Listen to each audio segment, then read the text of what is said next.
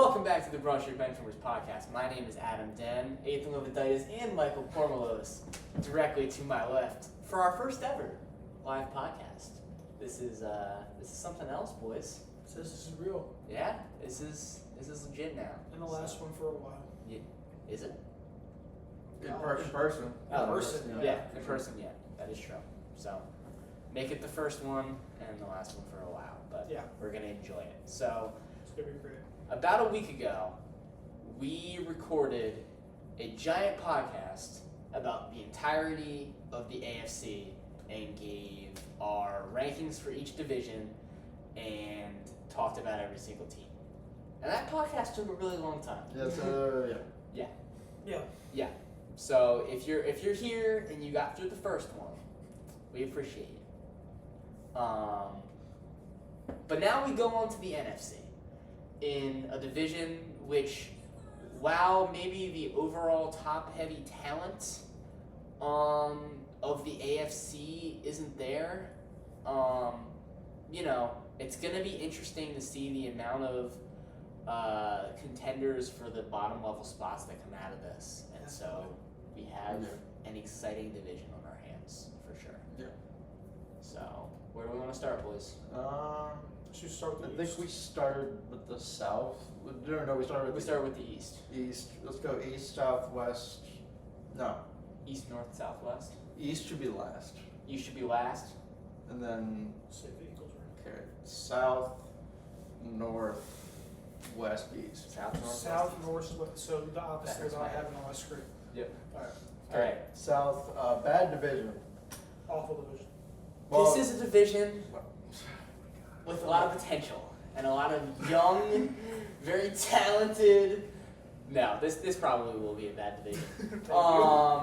But I do think there are at least one, if not two teams in here that, potentially we're looking at as sneaky in an NFC that we talked about as competitive as it is. So we want to dive right in. We did this in our AFC podcast. We went from best team to worst team in order with our records, and then we'll go and we'll talk about every single team.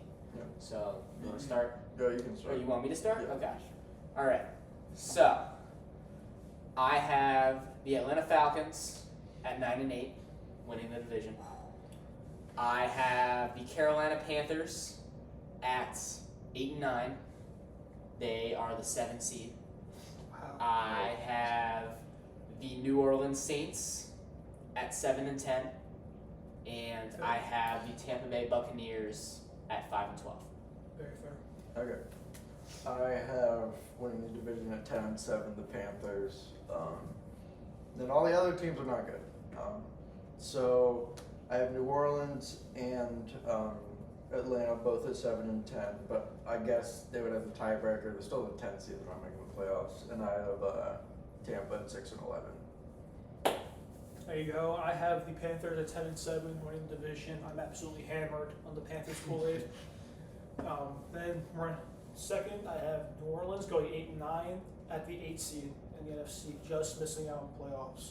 As another 8-9 team, actually will end up as the 7th wild card later in the video. 12, and then third, I have Falcons going 6-11. It could be 7-10. There's a lot of toss-up games. I don't think they win a single game on the road this year. And then just running up the back, Tampa Bay, 4-13. They're terrible. Not awful. Where do we want to start? Start with Carolina. I think we're all pretty keen that they're going to be good. That's the only I agree. consensus pick we have is that Carolina will be in the playoffs. I mean, Yeah. Bryce Young was definitely the most pro-ready quarterback of any quarterback in this draft class. I mean, You gonna hurt your boy there? well, situationally for sure, he's in a much Yeah, better. yeah. Like, he has an offensive head coach. He has competent weapons Yeah. at least. That's It's a where I solid struggle draft. though. Well, the That is receiver my core isn't wonderful. You have a veteran like You're like- you have Good Adam feel Thielen on coming in. DJ Chark. Yeah. So I don't think it's like, awful for No. DJ Chark. I mean, Terrace Marshall, although I think he did just tear get his injured. ACL. Yeah. Very I mean, good. a lot of I was not on the Mingo train of Neither the am I. pre-draft No, hype no, in no, the second no, round, no. but there are a lot of people who were on the Mingo train And when you look at a guy in that offense with that amount of athleticism, who's going to probably be getting the amount of targets that he will be with Terrace Marshall out, you never know. But Hayden Hurst isn't bad at tight end. Like, Hayden He's Hurst, average. He's fine. as a blocker in the run game, Hayden Hurst is incredible. Yeah, I at mean, that. but also the So- O-line just isn't awful. At least Yeah. you're looking at the tackles. Yeah. I mean, Akeem, the first round pick last year, he was great this year. And then you're looking at Taylor Morton on the right side. I mean, I think that's great. And also, I think a little underrated move. I think Miles Sanders, like, these guys might disagree. He's a solid running back.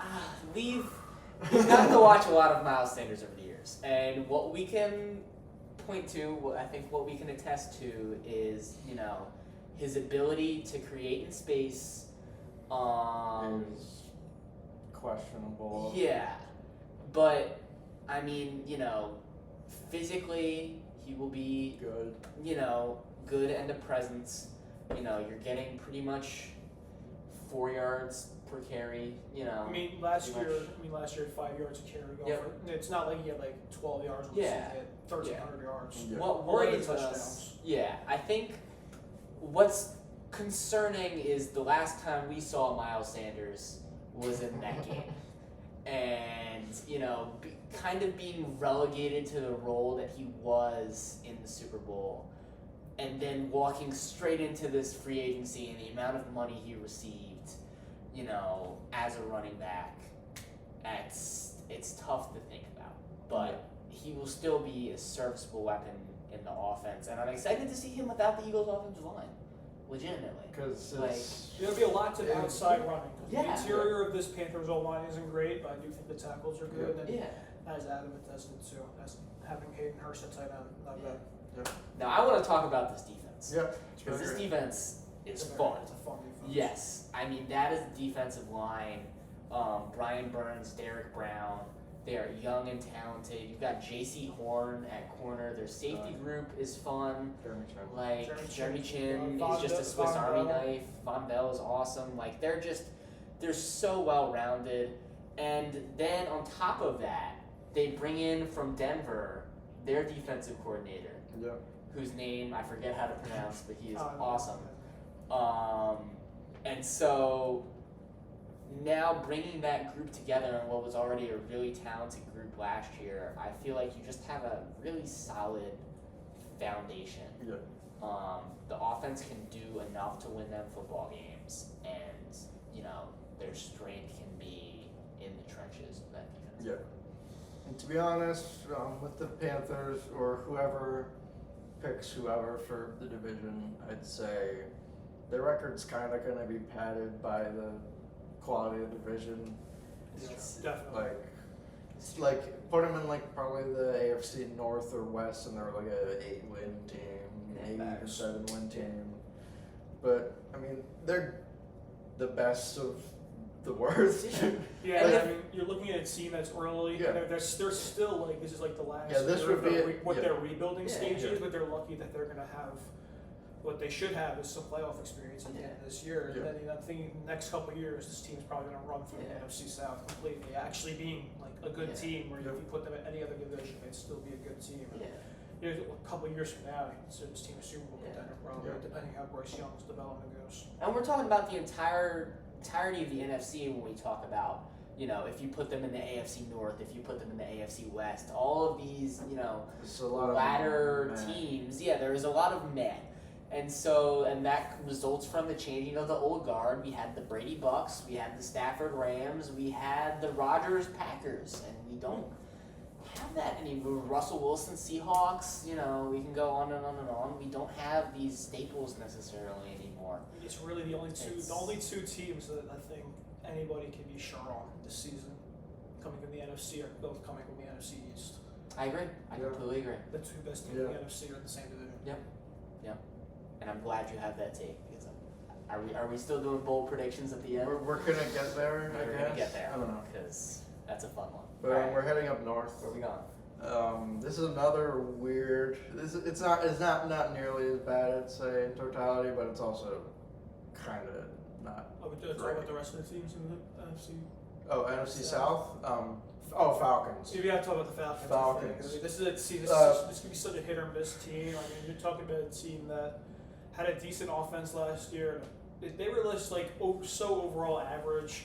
They made some moves. You know, they obviously bring in Bijan Robinson. You know, other guys like Calais Campbell. You know, AJ Terrell's going to develop a little bit. You bring in Jeff Okudah and Jesse Bates into the defense. There are a lot of low risk, high reward moves, in my opinion. Yeah. I don't know if that's enough to put this team over the hump. I mean, my biggest problem with them is quarterback. Yep. I mean, bringing in Taylor Heineke, he's been average, you know, his whole Yeah. career, which is fine.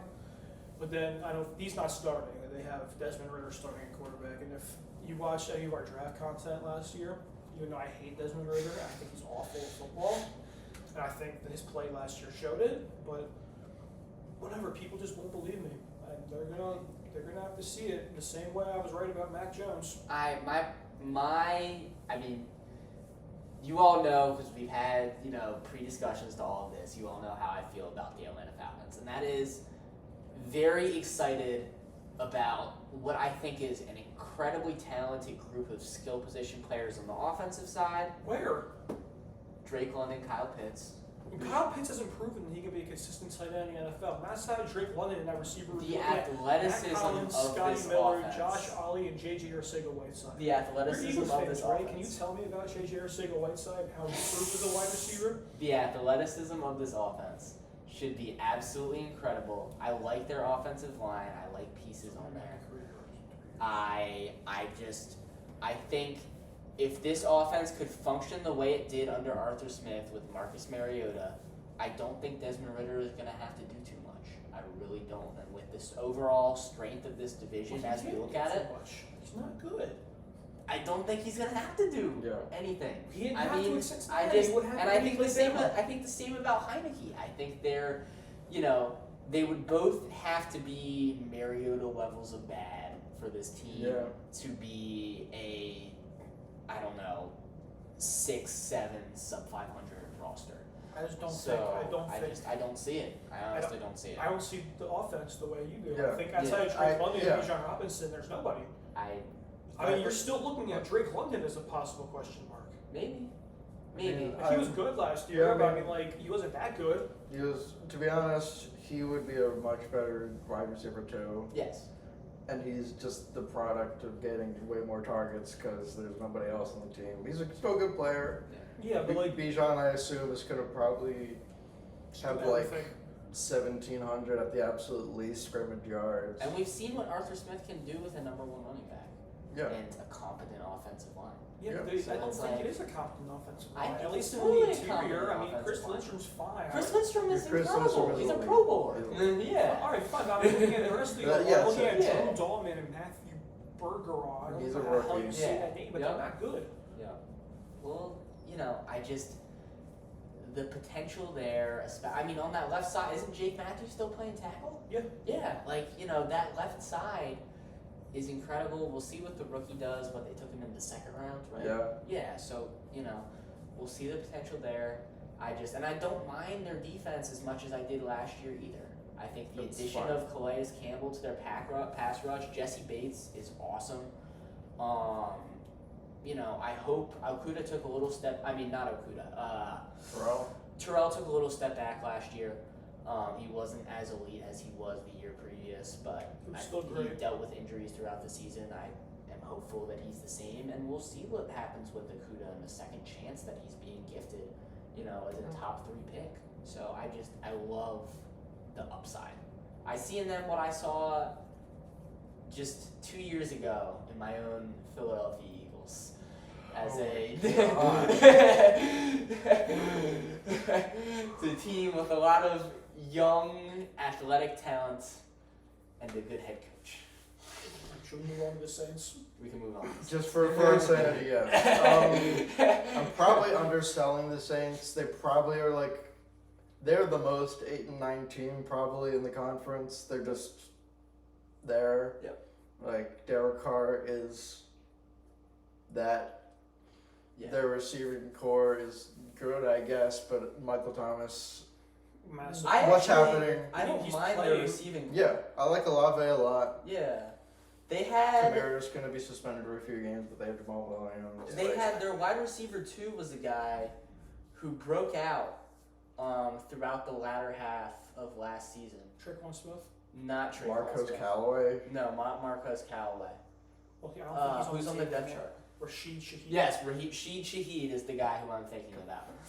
Yep, and he wasn't had bad last year. he I'll had take it. a really solid latter half of 2022, and I think they're looking at him as another guy to step up. So I agree that it's shallow, but I don't think it's as shallow as maybe last year even. I mean, looking at it, I think Like it's competent, Yeah. but that's all I can say. Yeah. Like, I'm more worried about their defense, and their defense is a year older and took a step back last year, especially in the secondary. yeah. And they've dealt with injuries consistently throughout the entire past couple of years. It's a lot of what we think about when we think about the Titans defense, Yeah. and we think about the regression that they could possibly have just because, another year older, these guys, that keeps happening. But unlike the Titans off defense, they don't have the cushion of just having Mike Vrabel there and having an incredible scheme. It's Dennis Allen, and I don't think Dennis Allen It's has like- been incredible at any point throughout his coaching career. He did not show it last year, that's for sure. I think that if this is a Sean Payton team, I would have confidence in them winning 8 or 9 games. I think you guys can agree with me if I say this. If you're looking at any team that has the highest ceiling Yeah. in the NFC South, it's definitely the Saints. I disagree. I agree. I agree, but I also think they have the lowest floor. Because if things go right for what they think they can do, They could Then, win like, the division. then they can win the division and easily win double-digit games. I think that's still Atlanta. I think that's wrong. I think the Saints know. also win 4 games if things go really wrong. Yeah, I think that's Atlanta. Like Derek Carr has been a serviceable, competent, above-average quarterback who may have slid down to the average, Jimmy Garoppolo tier at this point in his career, but still, you can win with Derek Carr. Okay. I mean, you look at running back, Alvin Kamara suspended for the first 2 games. Jamal As Williams you had said, Jamal Williams is a had a dog. bajillion touchdowns because it was a red zone guy. And Yeah, I mean, you'll be fine. You have Michael Kendrick Thomas, Miller from yeah. TCU. he's awesome. He is going. I mean, Michael Thomas, if he's healthy, then it's Obviously, Michael Thomas, but has, obviously has the capabilities of being elite, but we haven't seen that in 3 years. 3+ years. Yeah, I mean, I like Chris Olave. Tight okay. end's a really weird question mark, but I love the O-line on this team. But But I again, think it's been another year consistently older. good. Another year older, Yeah. but I still think it's a really solid O-line. I think you really look here, and Adam's right, it's just the defense that's a big problem. Defensive line's compelling because they It have a lot of young is. guys. Yeah. See, they got Brzee and Foskey, who I like both of them coming out. Yeah. Cam Jordan's still gonna put up double-digit sacks. Yeah. Yeah, if you look at the secondary, Secondary is shaky. it's shaky, but it's also guys. It could who, be if they're good. not as long as they stay healthy, it's a good secondary. I like Boston Davo. Yeah. Marshawn Lattimore's been consistent, Pro Bowl, All Pro caliber player. Well, for when his is the whole last career. time Marshawn Lattimore played a full season? 2 years ago. Yeah. But if he can stay healthy, then that They'll works, be good. right? Yeah. And I mean, even if he doesn't stay healthy, Bradley Roby's a serviceable average corner. How old is Bradley Roby? 29, 28. Are you sure? Yeah. He hasn't been in the NFL. Okay. I don't think. He's 30. Okay. That's So around the same age. But I like the safety group. I mean, the Honey Badger obviously took a bit of a step back, but he still was good last year. And I Yeah. think Marcus May, not on the Jets, is good. Marcus May on the Jets, I thought was good. I thought Yeah, it was exactly. a solid signing. So I mean, Yeah. I truly think if there's a team that's gonna really take a step up and win a lot more games than expected, it's gonna be New Orleans. And I think a team that can win double-digit games. Well, I'm talking about even 11 or 12 games if things really go right. But right now, there's too many question marks. So Yeah. they have to. It's a lot similar to what I did with the Jets. There's so many question marks and how it's gonna work. So 8, 9, I 9, just- 8. I around think- there. I agree they have the highest ceiling. I disagree they have the lowest floor. I think even if everything falls down, I think they're the team that they were last year. yeah. Which Well, is maybe yeah, it's wrong. Because I mean, the next team, which Yeah. I don't really have much to say, but Tampa Bay is just kind of bad. Yeah. I don't think they're as awful as y'all are thinking. I think They this still team- have the majority of the infrastructure that they had when they were good. I know a lot of the teams got older, like Levante David, Mike Yeah. Evans, and the offensive line's kind of shaking around. I know Shaq Mason's gone, but I have them at 6-11. I'm not beating the drum for the Bucs, but They can win anywhere. though, I feel like we are kind of overstating. Most teams, I'm just gonna say it. Most teams that Michael gives 4 or 3 wins usually win 5 or 6. Just because that's the nature of the league. Just teams win more games, win weird games more than they should. I'm pretty sure the NFC South last year was Tampa 8-9 and the rest were 7-10. Yeah. And some of those teams were these random weird wins in there. we were seeing. I'm not picking Tampa Bay to beat Kansas City. You know what I mean? It can happen, but I don't think it will. Now, where I disagree with you with Tampa Bay is, I think while they do have that same structure where they won 8 games. No, Bruce Arians. Todd Bowles. Todd Bowles is a Todd great Bowles is defensive bad. coordinator. Yes. Todd Bowles is an awful. And as awful as Byron Leftwich is, the guy who they hire as their OC was another Bulls guy. So it's just what's where you know? Yeah, what's gonna change? Nothing's going to change. I think the biggest problem is when you have so many question marks with an offensive coordinator, and then you look at the quarterback room, and the fact that anybody on this planet was in a quarterback battle with Kyle Trask in 2023. Baker's a starter. Baker got announced the starter. The fact that it took until week 3 of the preseason. That's a really bad question mark. And if you go back and look at 2021 draft tape with me and Ethan talking about it, I loved Kyle Trask. He's been absolutely horrendous in any NFL action he's been awful in the preseason. The couple of snaps I've seen him take in the NFL, he's been terrible. I mean, love Florida. It's just the size is just bad, and it's what I'm going to talk about with Brock Purdy. Whoa! Oh no, Brock Purdy is the GOAT. Brock Purdy is so much different. When you have compare Brock Purdy a quarterback, oh my God! I'm not. Obviously, I have Brock Purdy in a very different group than Kyle Trask. But when you have a quarterback who can do some of these things at the NCAA level, and the decision making and the throws you're trying to make at a certain size versus at the NFL level, it's going to be a different adjustment. But that's where Brock Purdy and Brock Purdy has Kyle Shanahan. Yeah, Brock Purdy has Kyle Shanahan. Brock Purdy wasn't good in college his last year. Brock Purdy was Mr. fine. Brock Purdy was the last pick in the 7th round. Brock Purdy good. Got picked Brock at the end Purdy, of the day. Barely, but I'm just saying. And the year before that, he was heavily hyped at Iowa State. For that one, at the beginning of the season, he wasn't good. I mean, you cannot tell me Brock Purdy in college and Kyle Trask in college aren't the same person. No, I'm not telling you they're the same person, but I'm telling you Kyle they're Trask very similar prospects in their limitations. Because Kyle Trask is the Heisman. I'm not comparing them. I'm not comparing them in talent. I am saying they're very similar in their limitations. Okay, because Kyle Trask. Yes. I say this to the guy that was the Heisman winner. If Devontae Smith did not have the most ridiculous wide receiver season I've seen in so long. Wasn't there was an Alabama quarterback who was in that race too? I'm not acknowledging him. I think he was a top 15 pick. He was. I think he was all right. I think actually some picked him to win the Heisman. Yeah, but also let's use the thought process here. If Devontae Smith isn't that good, that means Mac Jones isn't that good. So I forget who was the 2 on that team, but John Mechie. Yeah. Freshman John Mechie. Waddle? He tore his ACL. Yeah, tore his ACL. Yeah. Still went top 5, top 10 of the draft. It's awesome. It's a monster. Just get hit with the Rico. Me Millie. Cause we in the field with them bird like we play for the Eagles. I'm on probation, so let me not talk what's illegal. Switch it up.